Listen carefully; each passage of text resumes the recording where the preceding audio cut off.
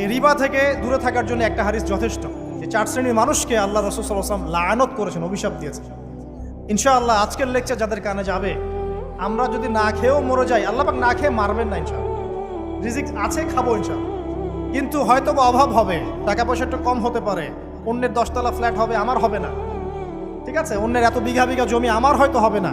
কিন্তু ইনশাআল্লাহ তাআলা এই যে দুনিয়ার মুসাফিরের জীবনটা, এটা মুসাফিরের জীবন না, মুসাফিরের জীবনটা কেটেই যাবে ইনশাআল্লাহ। কাটবে না, যে কোনোভাবে কেটে তো যাবেই ইনশাআল্লাহ। এই যে পরকালের জীবনটা একটা চেতনার শক্তি, জানেন, দুনিয়াতে যত বাধা বিপত্তি আসুক, গাল মন্দ খান, গীবত তহমত খান, কষ্ট হোক, নির্যাতন হোক, একটা বিষয় মনের মধ্যে শান্তি দেয়। কি শান্তি? যে এই দুনিয়ার জীবনটা তো আর চিরস্থায়ী নয়, এটা তো আর সারা জীবন থাকবে না। ইনশাআল্লাহ এই অবস্থা আস্তে আস্তে পরিবর্তন হয়ে যাবে। ফাইন্না মাআল উসরি ইউসরা, পরকালে ইনশাআল্লাহ পাবো, দুনিয়াতে না পেলে কি হয়েছে, পরকালে পাবো ইনশাআল্লাহ। যুবক ভাই, এসব জেনা ছেড়ে দেন, আল্লাহ রাব্বুল আলামিন আপনার জন্য হুর রেখেছেন জান্নাত, ইনশাআল্লাহ পাবেন ইনশাআল্লাহ। এটা ছেড়ে দেন, সুদ ছেড়ে দেন, আল্লাহ পাক আপনার জন্য হাউজে কাউসার রাখছে ইনশাআল্লাহ, ঠিক আছে। অন্যায় পাপ ছেড়ে দেন, আল্লাহ রাব্বুল আলামিন আপনার জন্য জান্নাত রেডি করে রাখছে ইনশাআল্লাহ। এই দুনিয়ার জীবনটা ধোঁকা, একটা ছোট্ট জীবন, পুরা ধোঁকা, কিচ্ছু নাই এর মধ্যে। আমার কথা শোনেন, এই দুনিয়ার জীবনে কিছুই নাই। চারপাশে অনেক কিছু মনে হবে, আপনার বাড়ি আছে, গাড়ি আছে, স্ট্যাটাস আছে, টাকা পয়সা, প্রতিপত্তি সব আছে। আদতে আপনি একা, আদতে আপনাকে একাই কবরে যাওয়া লাগবে, একাই আল্লাহর সাথে হিসেব নিকাশ দিতে হবে। কেউ নাই সাথে, আমাদের সাথে কেউ নাই। কিন্তু আপনি মনে করছেন যে সেলিব্রিটিজম, বড় আমি পলিটিক্যাল নেতা হয়েছি, আমাকে সবাই চেনে, আমি ইকোনমিক সেক্টরে লিড দেই, রাষ্ট্রকে লিড দেই, আমি ধর্মতাত্ত্বিক ক্ষেত্রে লিড দেই, আমাকে দেখলে মানুষ বাহবা দেয়, ইত্যাদি ইত্যাদি। দিন শেষে আমি একা, আপনিও একাই, আমাকেও একাই যেতে হবে, আপনাকেও একাই যেতে হবে। এগুলো সব চারপাশের খালি অন্ধ মোহ, আর কিছু না। এই মোহের মধ্যে ঢুকে পড়বেন না, আল্লাহ পাক তৌফিক ইনায়াত করুন। নবী সাল্লাল্লাহু আলাইহি ওয়াসাল্লাম বারবার বলতেন, আল্লাহুম্মা ইন্নী আউযু বিকা মিন ফিতনাতিদ দুনিয়া, বলতেন না, হে আল্লাহ, আমি এই দুনিয়ার ফিতনা থেকে তোমার কাছে আশ্রয় প্রার্থনা করছি। ওয়া ইন্নী আউযু বিকা মিন ফিতনাতিন নিসা, আমি মহিলাদের ফিতনা থেকেও আশ্রয় প্রার্থনা করছি। আরো দোয়া করতেন, আল্লাহুম্মা ইন্নী আউযু বিকা মিন আযাবিল কবর, হে আল্লাহ, আমি কবরের আযাব থেকে আশ্রয় প্রার্থনা করছি। ওয়া আযাবি জাহান্নাম, জাহান্নামের আযাব থেকে আশ্রয় প্রার্থনা করছি।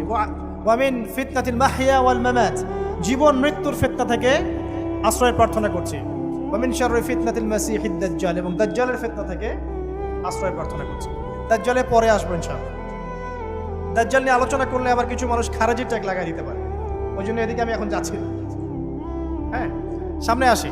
তো রিবার বিষয়টা বলছিলাম। আইয়ামে জাহিলিয়াতের যে সেই রিবা এখনকার বিশ্বে আছে কি নাই বলেন? ওই সময় না হয় মক্কায় ছিল, এখন কি সারা বিশ্বব্যাপী নাই? বিশ্বের কোনো কান্ট্রি রিবা মুক্ত না, বিশ্বের কোনো দেশ রিবা থেকে মুক্ত থাকতে পারবে না, এই বিশ্ব পরিচালনা যারা করছে ওদের আন্ডারে থাকলে। কখন হবে বিশ্ব রিবা মুক্ত? একদিন বিশ্ব রিবা মুক্ত হবে ইনশাআল্লাহ।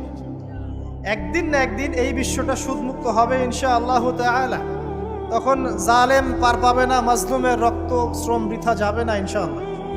কবে, কত বছর পর আমি জানি না, কিন্তু এতটুকু জানি যে মালহামার পরে যখন আল মাহদি আসবেন, এবং তারপর যখন মাসিহুদ দাজ্জাল বের হবে এবং ঈসা ইবনে মারইয়ামকে আল্লাহ পাক নামিয়ে দিবেন, তার হাতে যখন দাজ্জাল নিহত হবে এবং জেরুজালেম থেকে যখন পুরো বিশ্ব শাসন করা হবে মুসলিমদের হাতে, তখন রিবা বলে কিচ্ছু থাকবে না পৃথিবীতে।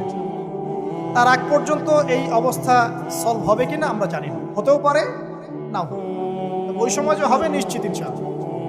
আসুন, আইয়ামে জাহিলিয়াতের আরেকটা বড় পাপ ছিল, যে এক ভাই বলেছেন, সেটা হচ্ছে নারীর অবমাননা। কে বলেছে এই কথাটা? সামনে একজন। হ্যাঁ, আইয়ামে জাহিলিয়াতের অন্যতম একটা সেরা পাপ ছিল কি?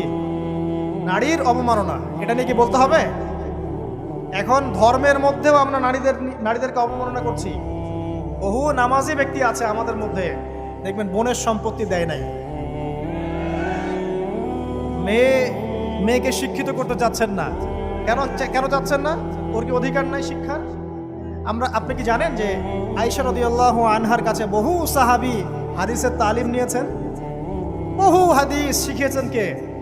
মা আয়েশা রাদিয়াল্লাহু আনহা। তিনি যদি শিক্ষিত না হতেন শেখাতে পারতেন? তো মেয়েদের শিক্ষার দরকার আছে না? হ্যাঁ, কি বিষয় দরকার? তাদের উপযুক্ত পরিবেশ নিশ্চিত করতে হবে, নিরাপত্তা, পর্দা, এগুলো নিশ্চিত করতে হবে। তারপরে মেয়েদেরকে আপনি অবশ্যই শিক্ষিত করুন। ঘরের কোণে বসে রাখতে কে বলেছে?